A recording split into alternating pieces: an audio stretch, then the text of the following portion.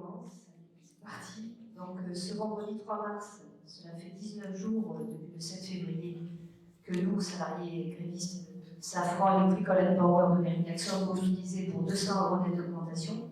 Ça va, c'est pas trop. Vous m'entendez bien? Ouais, ok. Lundi dernier, donc après 3 semaines de grève totale, on a décidé en assemblée générale de reprendre le boulot, mais en débrayant quotidiennement pour une durée indéterminée. On ne veut pas lâcher. Alors mercredi, on s'est pointé à la grande messe de la direction qui a déballé ses chiffres et tout ce que la société avait fait de bien pour nous, vos rémunérations. Aussitôt, on s'est collé des étiquettes en colère. Et après son baratin, on a été plusieurs à intervenir pour s'adresser aux non-grévistes par-dessus la tête de la direction. Et quand le directeur nous a balancé que le monde était injuste et qu'il en était ainsi, c'est vrai, on s'est barré, suivi par 2 intérimaires. Alors on a marqué un point de plus dans la bataille de l'opinion et on a su ensuite que les chefs sont intervenus en notre faveur. Alors comment s'est déclenché le mouvement? Eh bien, le mardi 7 février, donc journée de mobilisation des retraites, un groupe de 5 salariés, les intrépides, je les appelle, non syndiqués, a prévenu la direction par mail qu'ils se mettaient en grève pour 200 € net mensuels d'augmentation générale pour tous et pour une durée indéterminée. C'est inédit, mais la grève illimitée travaillait les têtes depuis un certain temps. En effet, il y avait eu beaucoup de colère accumulée depuis 2020, à savoir que pendant le premier confinement, quelques-uns ont accepté tous les efforts et sont allés bosser sur avion, attifés de pied en câble. Le câblage était visiblement une activité considérée comme essentielle. Et pendant le chômage partiel qui a touché les salariés du groupe, il a fallu continuer à bosser pour sortir les avions d'affaires, les Falcon, chez Dassault Aviation, puisqu'on est, c'est un de nos donneurs d'ordre, et on y est en sous-traitance. On est sur Mérignac, Martignas, on est aussi à la Sabine. Le prix de ces efforts, en fait, c'est que 2020 et 2021 et 2022 ont été trois années de presque blocage au niveau des augmentations de salaire, 3 années avec des primes de participation et d'intéressement réduites. Et à cela s'est rajouté un sous-effectif chronique, d'où une intensification du travail. Et le coup de trop, ça a été en 2022, donc l'an dernier, un accord de compétitivité qui a été vécu comme insupportable, où les heures supplémentaires ne sont plus payées au mois et à la fin de l'année. Et la direction a aussi mis fin aux indemnités kilométriques qui étaient bien, qui étaient financièrement bien ceux qui habitent loin. Ça a beaucoup révolté parce que cet accord tombait alors qu'on bagarrait pour des augmentations de salaire de 250 € dans tout le groupe Safran déjà l'an dernier. Une grève qui était déjà bien suivie par les collègues mérignacais, qui avait été, pour la particularité en tout cas des mérignacais, au plus proche du conflit des Dassault, qui ont lutté pendant 4 mois pour les salaires, qui avaient donné des idées et montré que gagner c'était possible, puisqu'ils avaient emporté 140 € brut l'an dernier. Donc, suite à ces débrayages, on avait gagné une rallonge de 60 € brut en juillet, pas la panacée, mais on a pris. Et au dernier trimestre, face à l'inflation, on a tous remis ça, et on a obtenu une prime maximum de 750 €. Alors, on l'a prise, hein, évidemment, on n'a pas rendu, même si c'était du salaire qu'on voulait. Et en janvier 2023, la particularité, c'est qu'au début du mouvement pour les retraites, on était quelques-uns en grève, mais la plupart n'allaient pas au manif. Alors on montait d'un cran dans la colère, parce qu'avant, sur ces journées dites nationales, personne ne bougeait. C'était la nouveauté. Donc il y avait vraiment tous les ingrédients étaient là pour que le ras-le-bol explose.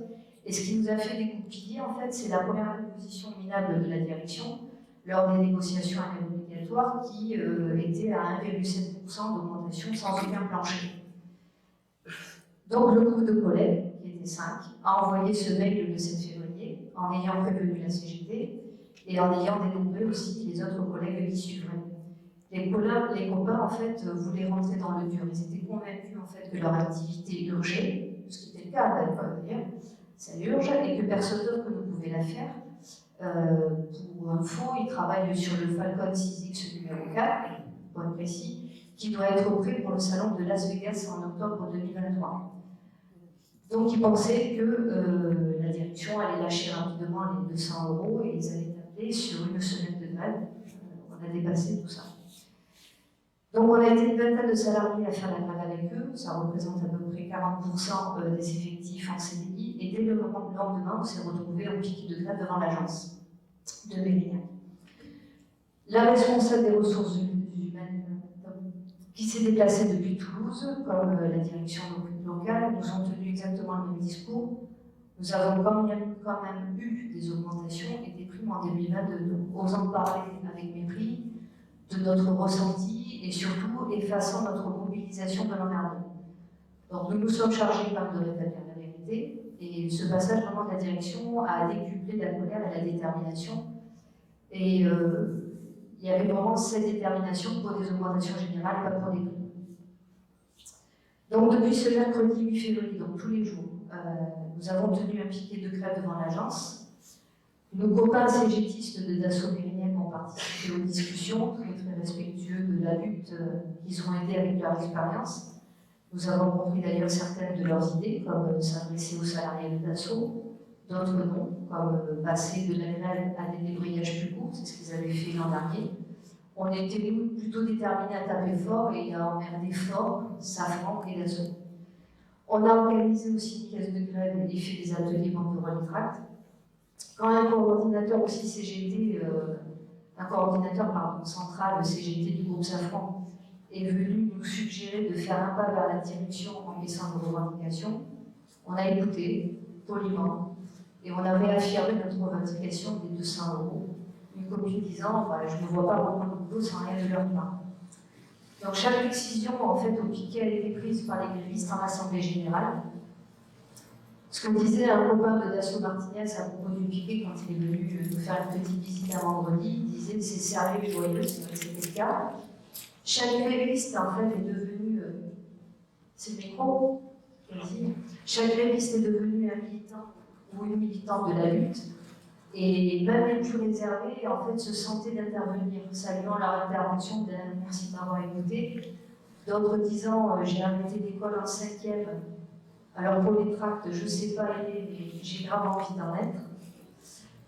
Ce même camarade a lu la déclaration des grévistes qu'on avait fait au préalable, qui a été lue en CSE, et il a été super fier de le faire, et puis très fier aussi de nous reporter les discussions qui ont eu lieu.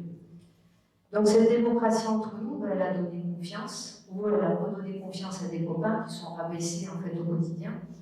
Et cette démocratie, elle a permis que chacun amène sa pierre à l'édifice, que chacun en fait prenne conscience que c'était sa lutte, notre lutte à tous. Par exemple, des idées de militants aguerris, alors aguerris entre guillemets, que ces derniers croyaient bonnes, par exemple, n'ont pas été retenues. Les bonnes idées, en fait, dans un mouvement, sont celles que les militants de la lutte, en fait, choisissent pour se nourrir. Toutes les décisions ont vraiment été collectives. Et les grévistes sont fiers de ça parce que ces décisions, en fait, c'était des engagements pris les uns vis-à-vis des autres. Un copain disait, je le cite, « Je pense qu'on a vraiment réussi à créer quelque chose de fort et nous montrons une belle solidarité. Je suis tellement fier de ce que nous avons réussi à faire jusque-là. » Voilà, la démocratie dans la lutte, en fait, elle a été et elle reste aussi une force, notre force. Alors, on n'a jamais voulu rester isolé. On a toujours voulu faire la publicité de notre lutte et la rendre contagieuse. Nous nous sommes adressés donc aux salariés de Dassault et des autres sous-traitants avec les banderoles, pas de pognon, pas d'avion, qu'on a piqué quand même à Dassault, par un collègue de Dassault dernier.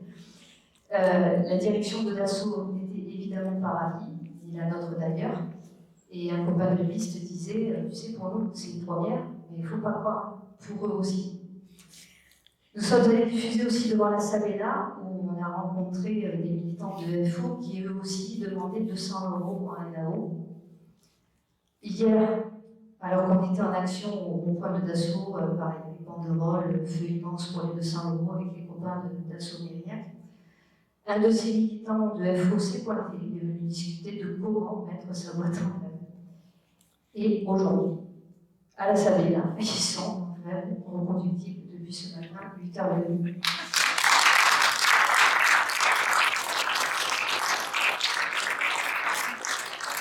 Donc voilà, et dans plusieurs boîtes de la zone industrielle, nos 3 semaines de grève totale ont fait discuter.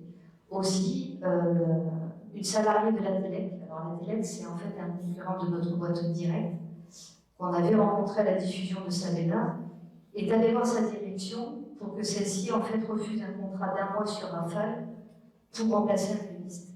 Alors là, ça a été salué comme une belle preuve de solidarité entre travailleurs.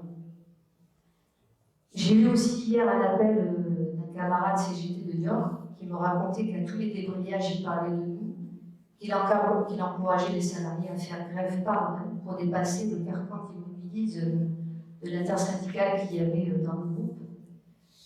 Notre grève aussi a été suivie avec attention sur les réseaux. Alors, un Anonymous, c'est le nom que lui ont donné les grévistes. C'est un anonyme, en fait, qui a écrit et envoyé un mail qui appelait à la grève à partir du 28 février dans une des boîtes du groupe Safran à Montluçon. Alors, lien ou pas, j'en sais rien. Je n'ai pas la réponse.